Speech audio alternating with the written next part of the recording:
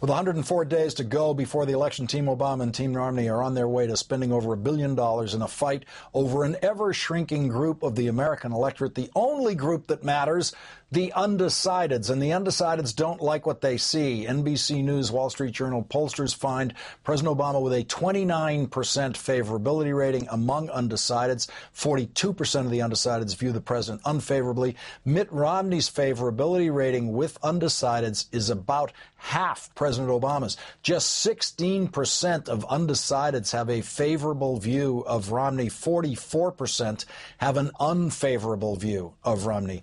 Joining me now, Keith Boykin, BET.com columnist and former Clinton White House aide, and Alicia Menendez of HuffPost Live.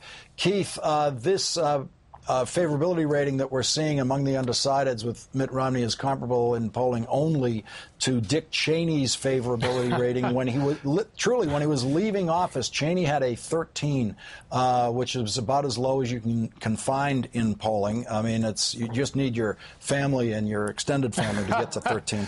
So is there any way Romney can get these undecideds if they don't like him so much? Yes, there is, but he's not willing to do it. You know, there's a number in the poll. 67% of people in the poll liked President Obama personally, but only 47% liked Mitt Romney personally. In order for Romney to connect, he's got to talk about his experience. He's got to talk about his faith as a Mormon. He's got to talk about his experience as a business leader at Bain. He's got to talk about his experience at the Olympics. He's got to talk about all the things he doesn't want to talk about because those are the things that he's been hiding from us as the American people have been asking these questions. So he's in this tough position. He doesn't want to disclose anything, but that's exactly what he needs to do in order to get to communicate to the public.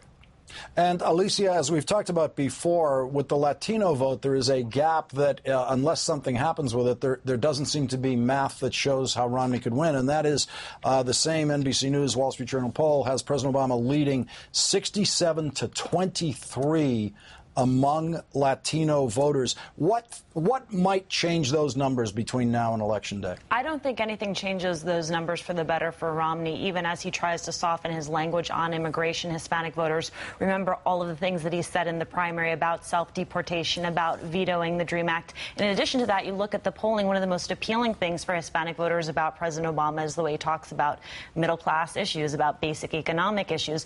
The one game changer for Obama could be them registering a large number of these unregistered voters. In Florida alone, 1.4 million unregistered, but potentially eligible Latino voters.